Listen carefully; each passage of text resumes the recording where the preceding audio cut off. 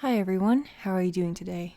I'm going to share with you one of the poems that I reread this year called Childe Roland to the Dark Tower Came.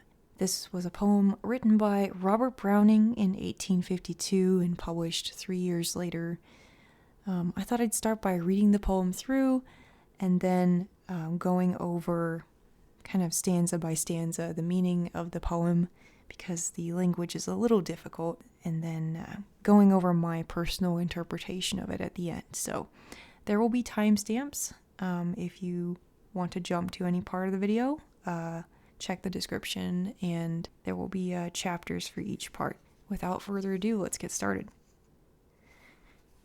Childe Roland to the Dark Tower Came by Robert Browning.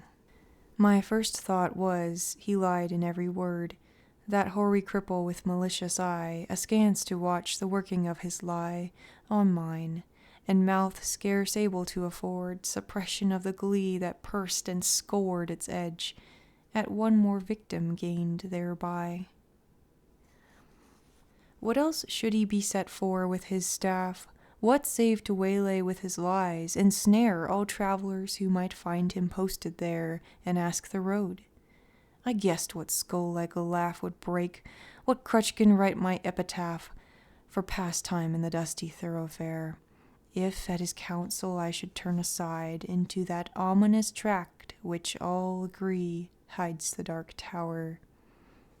Yet acquiescingly I did turn as he pointed, neither pride nor hope rekindling at the end descried, so much as gladness that some end might be. For what with my whole world-wide wandering, what with my search drawn out through years, my hope dwindled into a ghost not fit to cope with that obstreperous joy success would bring. I hardly tried now to rebuke the spring my heart made, finding failure in its scope.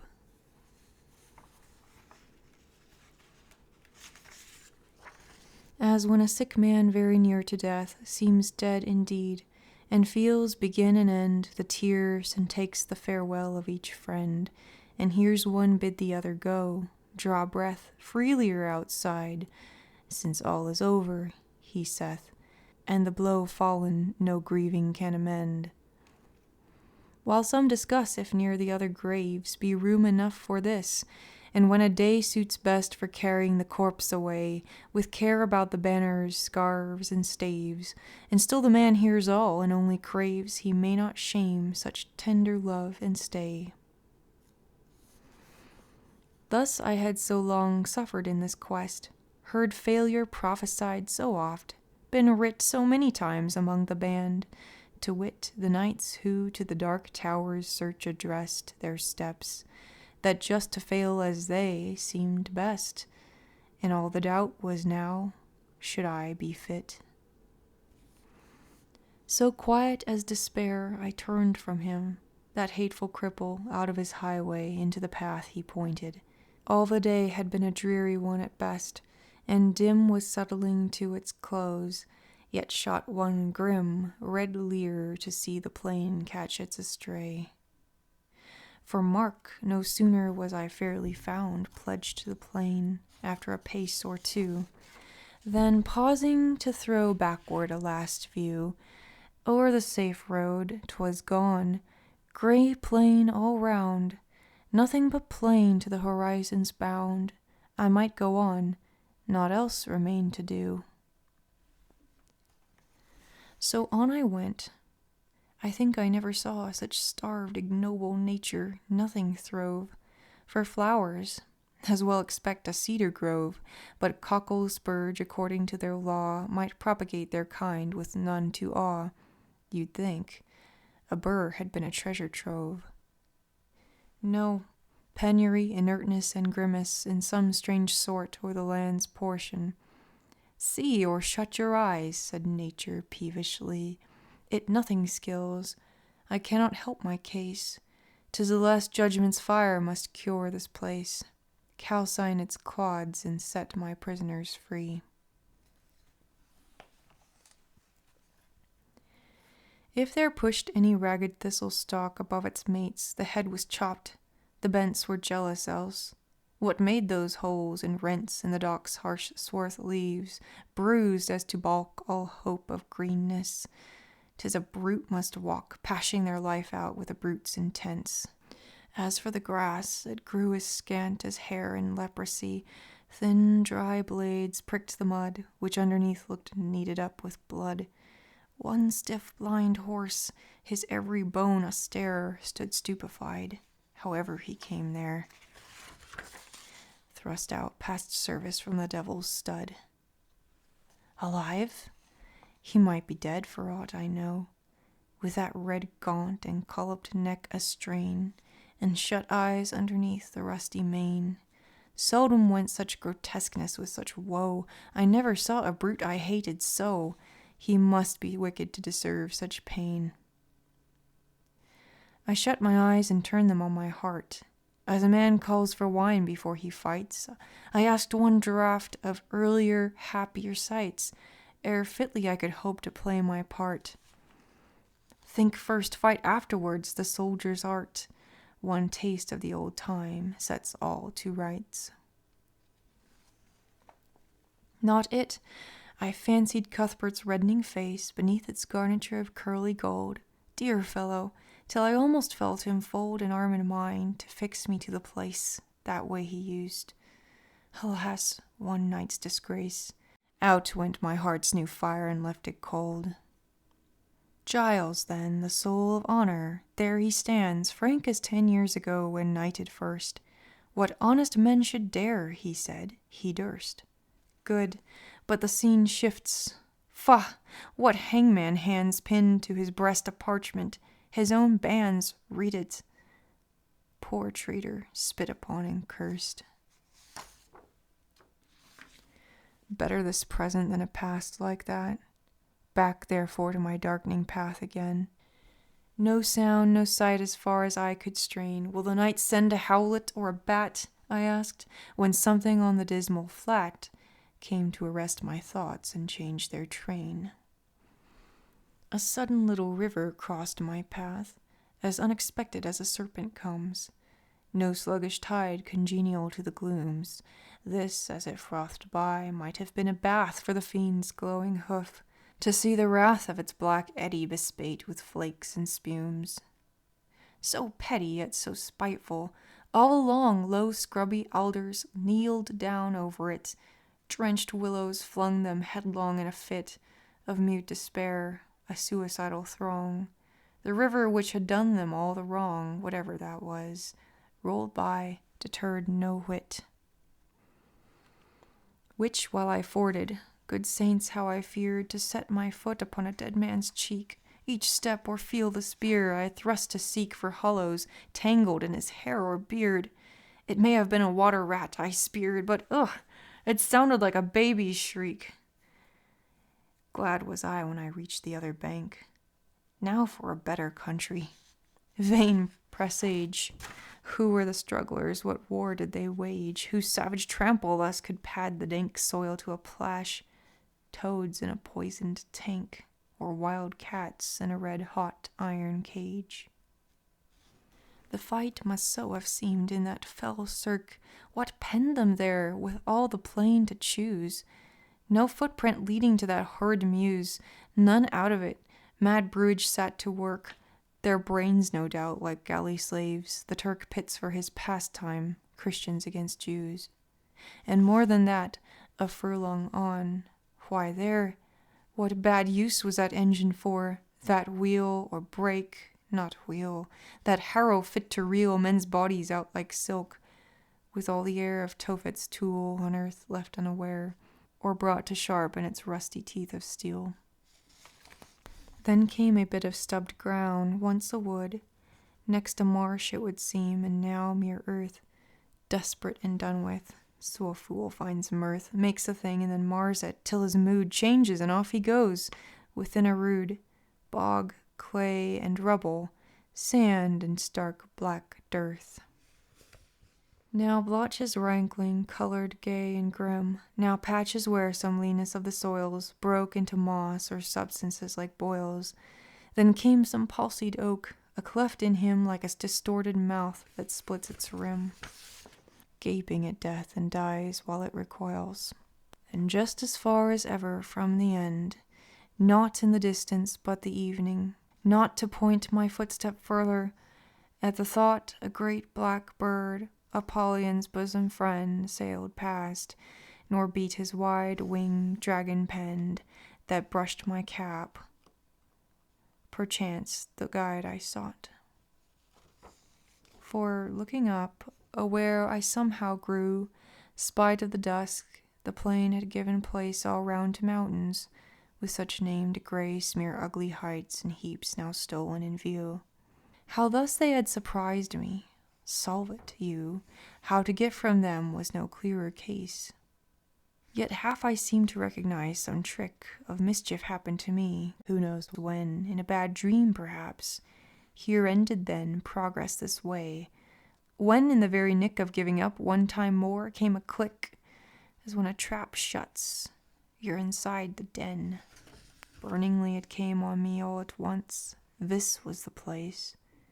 Those two hills on the right, crouched like two bulls locked horn in fight, while to the left a tall scalped mountain, dunce stotard, a dozing at the very nonce, after a life spent training for the sight. What in the midst lay but the tower itself, the round squat turret, blind as the fool's heart, built of brown stone, without a counterpart in the whole world. The tempest's mocking elf points to the shipman, thus the unseen shelf he strikes on, only when the timbers start. Not see, because of night perhaps, why day came back again for that. Before it left, the dying sunset kindled through a cleft, the hills like giants at a hunting lay, chin upon hand to see the game at bay, now stab and end the creature to the heft. Not here, when noise was everywhere, it toiled increasing like a bell, names in my ears, of all the lost adventurers my peers, how such a one was strong, and such was bold, and such was fortunate, yet each of old lost one moment, knowed the woe of years. There they stood, ranged along the hillsides, met to view the last of me, a living frame, for one more picture. In a sheet of flame I saw them, and I knew them all. And yet dauntless the slughorn to my lips I set, and blew. Childe Roland to the dark tower came.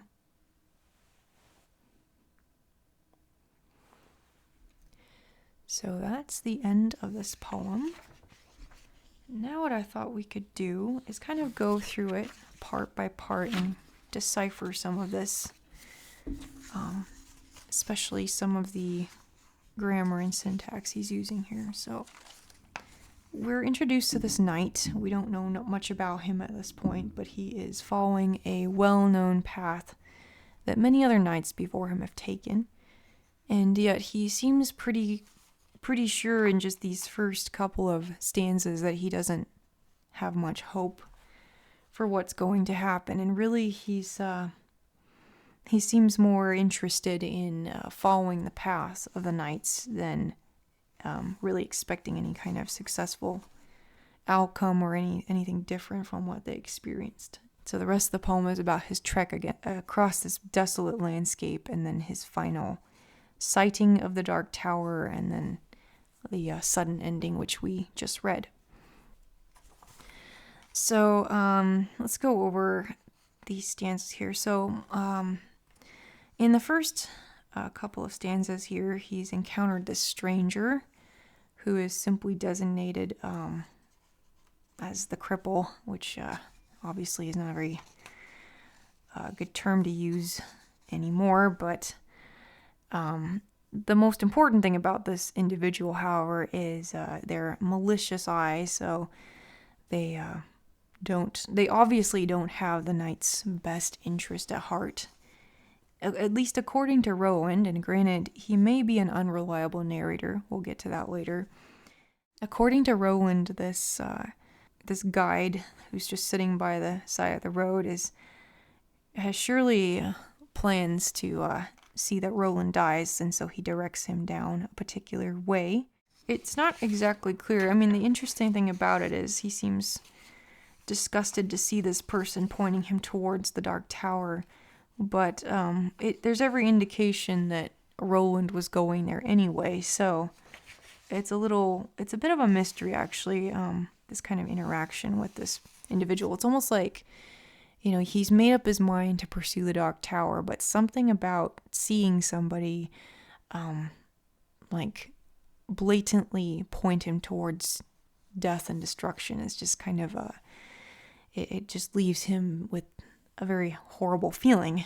It's kind of one of those weird things that happens, I think, when we've made a decision about something that we feel bad about and someone kind of nudges us towards it. I think that's kind of what's going on here. And then here's a little bit of a tricky passage here. Yet acquiescingly I did turn as he pointed, neither pride nor hope rekindling at the end descried, so much as gladness that some end might be. So, the verbs and objects and subjects here are all over the place, but so acquiescingly, he's humoring this guide. He's turning in the direction he's pointing. Neither pride nor hope rekindling at the end descried. So he's not getting any good feelings out of this, nor is expecting any. So much as gladness that some end might be. And I like that line because it's kind of builds upon the knight's anxiety that he's so scared and so upset that it's almost as if, he's just ready for any change, really. It's some kind of closure for him. Which, of course, is followed by this next part. For what with my whole worldwide wandering, what with my search drawn out through years, my hope dwindled in a ghost not fit to cope. I absolutely love that line. It's just so beautiful. And then with obstreperous joy, obstreperous was a word I've had to look up a couple times because it's not one we use much anymore, but it means noisy and difficult to control. So if he was successful, he would have this noisy and difficult to control joy. So it's kind of odd because he's already had this foreshadowing and this bad feeling, but now I hardly tried now to rebuke the spring my heart made, finding failure in its scope. So I don't think it's a spring of that obstreperous joy. It's more like just that kind of excitement you get when something's about to happen, even if it's something bad. And then he confirms that in the next section, as when a sick man very near to death seems dead indeed. And the sick man, basically, he's so touched by everyone getting ready for his death that he doesn't want to stick around. He just is ready to go, which is very, very dark reflections on Roland's part. And then he reflects a little bit again on the other knights who to the Dark Tower's search addressed their steps, to fail as they seemed best. So one interpretation that some have taken, I wouldn't say it's my interpretation necessarily, but this idea that somehow being loyal to an ideal or to a quest is like the ultimate goal, right? And that's kind of, that's one way you could interpret this. It could simply be a type of, sheer fatalism on Roland's part. Should I be fit? Should I be fit to die as my fellow men have died, these other knights? So, he departs from the wayside guide and he starts off down this plain, and this part doesn't bear much explanation. He describes the very barren landscape. A burr had been a treasure trove, so if he saw even just a thistle or a thorn or a little thing like that, it would have been an amazing sight. Yes, there's some interesting language here in stanza 11. So, penury, inertness, and grimace in some strange sort were the land's portion. So, penury means extreme poverty or destitution. Inertness would be like, I believe that means not moving. Just double checking myself here. Yes, sluggishness, apathy. So and grimace, like a frown. So just a terrible place, needless to say. And then he personifies the landscape with the voice of nature. "'Tis the last judgment's fire must cure this place, calcine its clods, and set my prisoners free." So calcine, again, not a word you hear that often, really, nowadays or even in the 1800s. Calcine means to reduce, oxidize, or desiccate by roasting or exposing to strong heat. The land is suggesting that only divine judgment can rid this place of what it is. And it's kind of interesting. This is something I literally just noticed, but set my prisoners free. That, I'm going to come back. I'm going to put a pin in that and come back to it, because that kind of undermines one of like my main theory about this poem. But we will return to that. So he's noticing the landscape is very cut up, like something has trampled through it. He comes across a stiff blind horse, his every bone a stare. Very, very sad horse. Let's see. "I never saw a brute I hated so, he must be wicked to deserve such pain." Which is quite a harsh statement about our horse here. Yeah, so again, like trying to figure out what is this place. It's not clear if this is a place of judgment or if this is a place of like more earthly evil. And I would strongly suggest you do not take everything Roland says at face value, because it's a bit absurd to call a horse wicked, right? Moving on. He shuts his eyes and turns them on his heart. "As a man calls for wine before he fights, I asked one draught of earlier happy sights. Ere fitly I could hope to play my part. Think first, fight afterwards, the soldier's art. One taste of the old times sets all to rights." So he then goes on to think about times past and his friends, presumably other knights. And what's interesting here is first he has these good memories of them, but Cuthbert turns out to have disgraced himself in some way. Giles was hanged as a traitor. So it's really not clear to me anyway whether he's remembering these things as they are or whether his dismal mood and the landscape are influencing him in negative ways. So are his friends of old times past really so horrible, or is it just an illusion, like memories being messed with here? But he ends with "better this present than a past like that." So, at least according to his memories, he thinks that he's still better off now than with friends that had such ends to them. And then one of the more shocking parts of the poem, he comes across this river. And it's just, again, a very, very sad and horrible river. This is a very Gothic poem. I don't know. I don't think of Robert Browning when I think of Gothic writers, but this certainly rivals anything you would find among those known as Gothic writers. "No sluggish tide congenial to the glooms. This, as it frothed by, might have been a bath for the fiend's glowing hoof, to see the wrath of its black eddy bespate with flakes and spumes." Yeah, the river which had done them all the wrong. So again, attributing this moral quality to something that doesn't have a moral quality. So then you can go back and ask yourself, well, is he in a physical place and he's just very bewildered and depressed and confused, or are all these things he's encountering have other meanings? Is the horse not a horse but something else? Is the river something else? So he crosses the river, and this is a very eerie scene, and again, very, very Gothic. So he crosses the river and finds himself in this really, really gruesome battlefield. What penned them there with all the plain to choose? No footprint leading to that horrid mews. Now, mews is a word we don't hear often anymore, at least I don't. So mews means a yard or street lined by buildings originally used as stables but now often converted into dwellings. And quite frankly, I'm not sure that it fits here, but obviously he needed something to rhyme with choose. So make of it what you will. Perhaps there are some buildings here he's not mentioning. Or if you know of another meaning of muse than I'm finding from the dictionary, do let me know.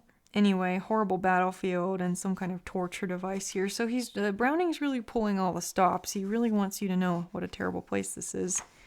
And yeah, that's kind of moving from the horse to the river to the battlefield. And the next thing we have here is a bird, a great black bird, Apollyon's bosom friend. Apollyon is the Greek form of Abaddon and can mean either a place of destruction or an angel of the abyss. So probably an angel of the abyss is the meaning here. So then after he sees or encounters this bird, he is now surrounded by mountains. And that's when he realizes that he's arrived.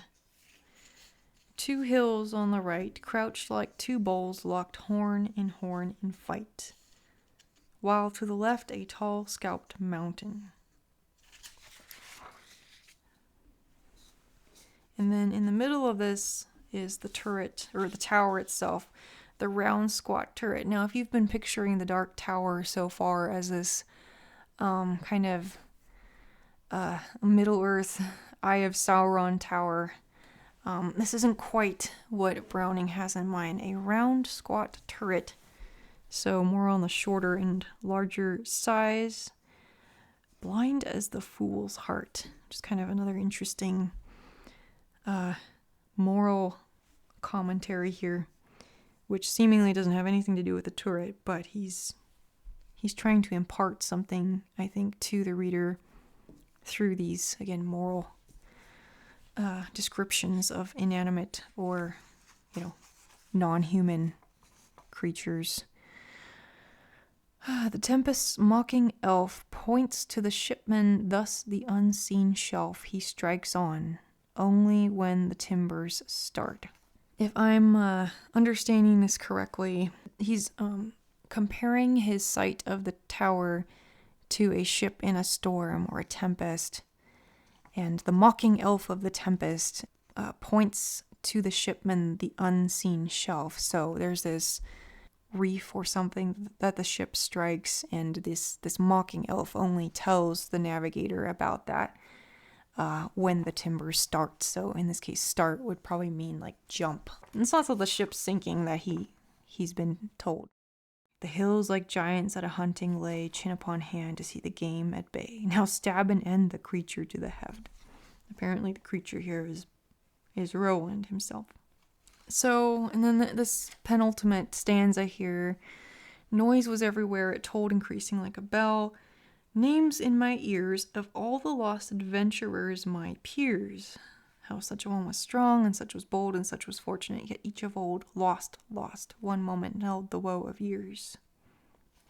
There they stood, ranged along the hillsides, met to view the last of me, a living frame for one more picture in a sheet of flame. I saw them and knew them all, and yet dauntless the slughorn to my lips I set, and blew Childe Roland to the Dark Tower came. So the ghosts of all his peers, all the knights that came before, are finally there to greet him, and he announces his arrival, only to join them, presumably, in their ghostly, deathly fate.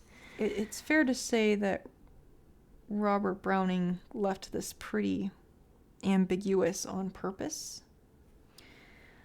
He is quoted as having said, "Childe Roland came upon me as a kind of dream. I had to write it then and there, and I finished it the same day, I believe. I do not know what I meant beyond that, and I do not know now, but I am very fond of it."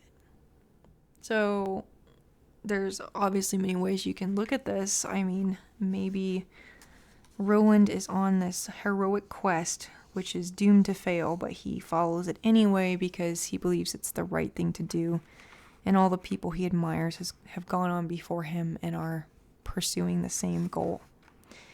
And there might be some textual support of that kind of interpretation, because again, as I noticed upon this reading, where was it?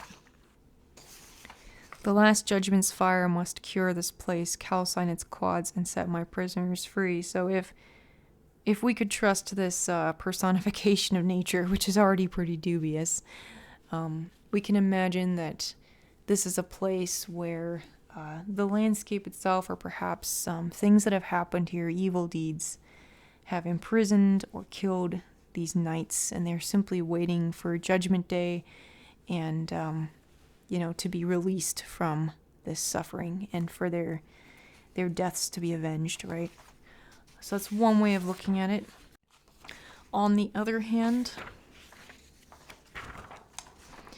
there's really nothing to me to suggest that the tower is a positive or noble aspiration. Because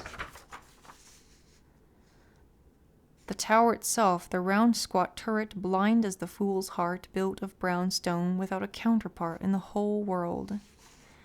It's interestingly, that's really all the description we have here. And it's hard for me to imagine a noble quest without a noble end, right? Editor's note here, there's also the possibility that the tower is simply a foe to be conquered, though the poem doesn't suggest this as a realistic goal. Nonetheless, if we were to view it as the age-old cycle of good versus evil, then this theory could work well that way. Are these knights just fooling themselves? Are they actually pursuing something wrong, and that maybe Roland has actually ended up in the bad place, which was kind of where my mind was going on the second reading. When I read this poem many years ago, I found the language extremely difficult to get through, and I didn't like the hopeless tone of the poem. But what I will say is that if you have ever been in a valley of life, then you'll find a great deal that resonates in some of the phrases and, descriptions here. And sometimes things rather do feel futile, and yet you just have to keep going with them anyway. But honestly, again, the second time I read it, I was taking more of a cynical view of Roland and kind of interpreting him as perhaps a really more of an antagonist than a hero, and perhaps his fate was simply well-deserved, not knowing what kind of person he was before this quest, or what even the quest is. However, that was just my take on it. Let me know what you think. Let me know if you like the poem, or if it's not your cup of tea. I was going to try to find something more cheerful to read, but honestly, this was one of the best things I read this year, and it does make me want to read more Browning. I've read a few more poems of his in years past, but again, I think it's not till now that I'm able to get past the difficulty of his syntax to really appreciate what he's getting at here. So I think a reread of his other poems is also in order. Thanks for watching. I hope you have a great rest of your day, and I'll see you next time. Bye.